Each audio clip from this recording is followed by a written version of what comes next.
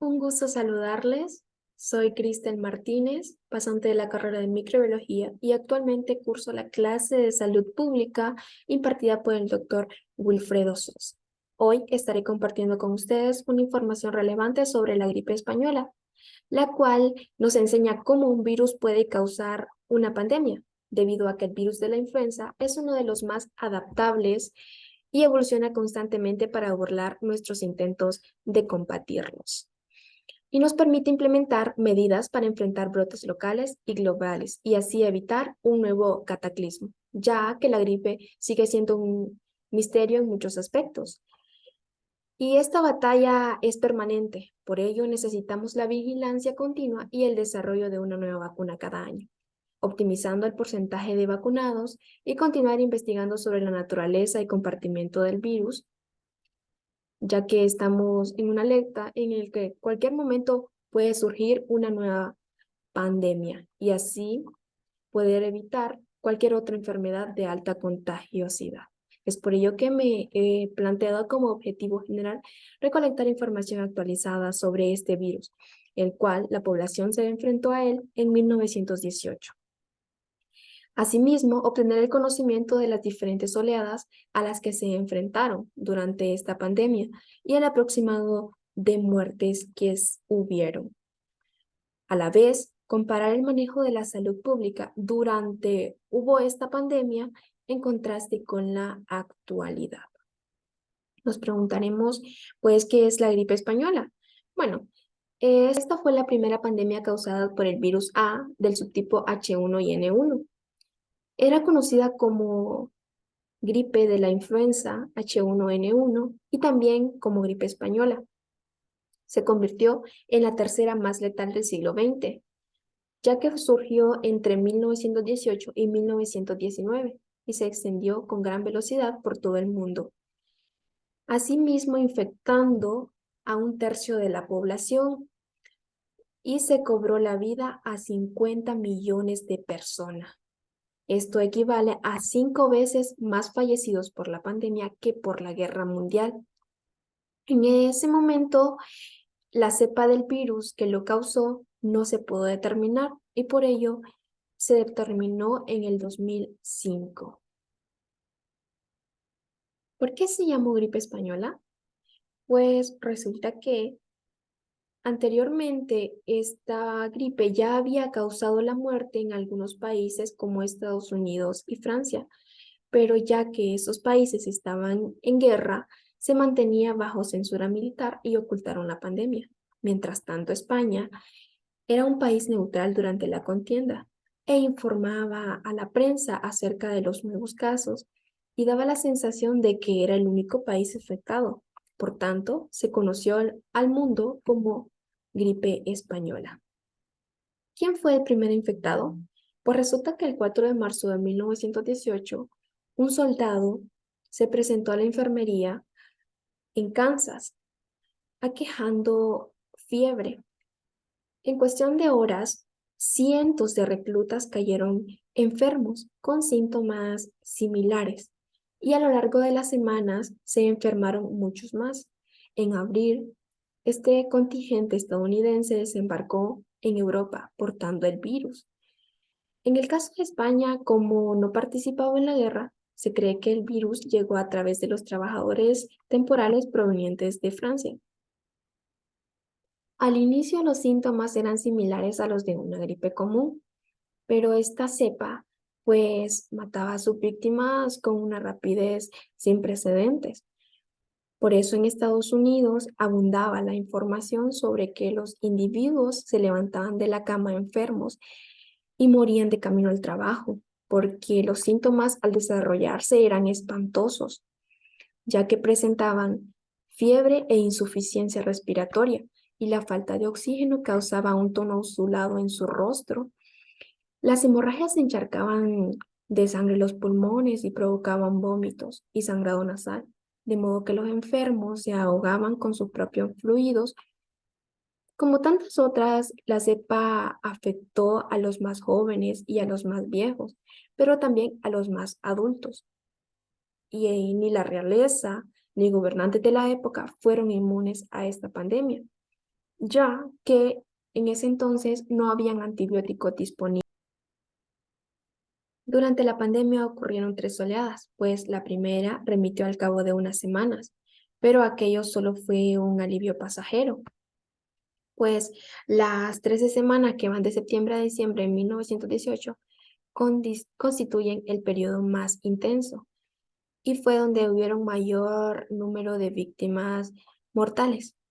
La segunda oleada golpeó primero a las instalaciones militares y se extendió después a la población civil, pero a esa se le llamó la fase de la devastación, ya que fue en el cual ocurrieron mayormente y no habían ni servicios funerarios de tanta población muerta o fallecida. Tras una pausa de la expansión de la enfermedad a finales de 1918, comenzó la tercera y última fase. Para entonces, la pandemia ya había perdido un poco de fuerza y la dureza del otoño del año anterior pues no se repitió, de modo que la tasa de mortalidad se desplomó considerablemente. Los científicos aún consideran que cada 50 años se produce una pandemia de gripe que debe distinguirse de las pandemias estacionales.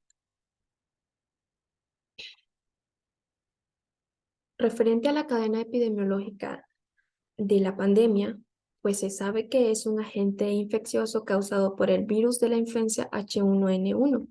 Su hospedero susceptible es un humano sano o un animal sano, es decir, de acuerdo al reservorio, ya que este puede ser zoonótico. La vía de entrada es respiratoria y cutánea, debido a que los mecanismos de transmisión pueden ser directas, es decir, de persona a persona o tocando objetos contaminados por una persona infectada, y puede ser indirecta, por vía aérea de núcleos goticulares. La vía de salida es respiratoria, mediante la secreción nasal o bucal.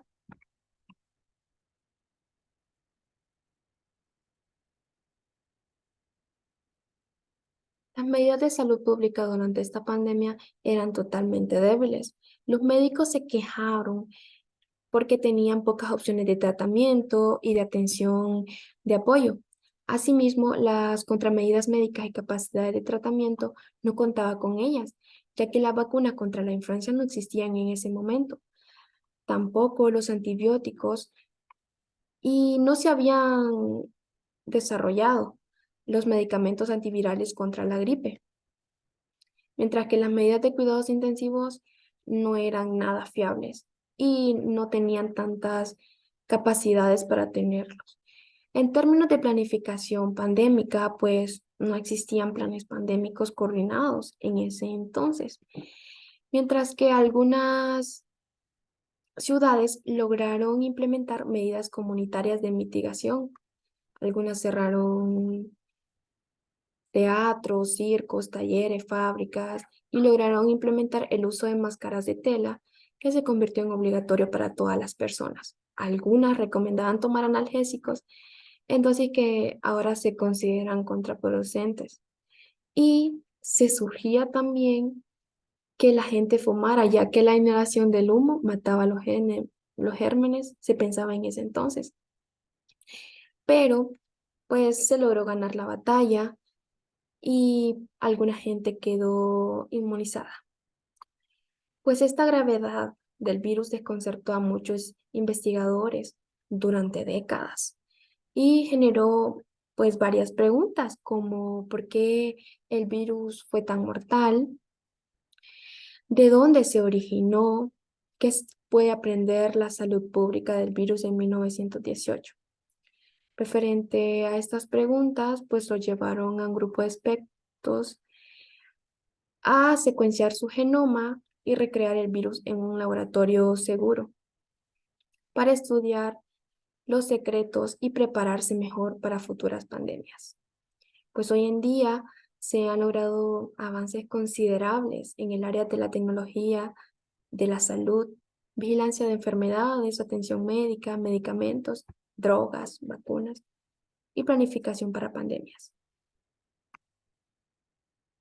La pandemia sirvió para sembrar la idea de la sanidad universal y también para la creación de ministerios de salud en todos los países del mundo. Pues en 1952 la OMS creó la Red Mundial de la Vigilancia de la Gripe, la cual funciona como un mecanismo mundial de vigilancia, preparación y respuesta a la gripe estacional y pandémica en humanos y los animales que pueden transmitirse pues a humanos, así como un sistema de alerta ante un nuevo virus de gripe. Podemos ver en cuanto a los anexos cómo se encontraban los servicios sanitarios en ese momento, o sea, llenos de militares y personas comunes, aunque había relevancia a los militares.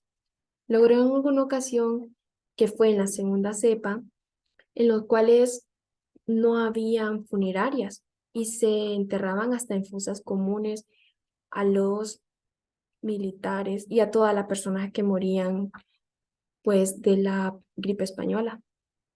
Esta se expandió a nivel de Europa, bueno, en fin, a muchos países a nivel mundial. Y pues estas son las referencias utilizadas para dicha investigación. Gracias.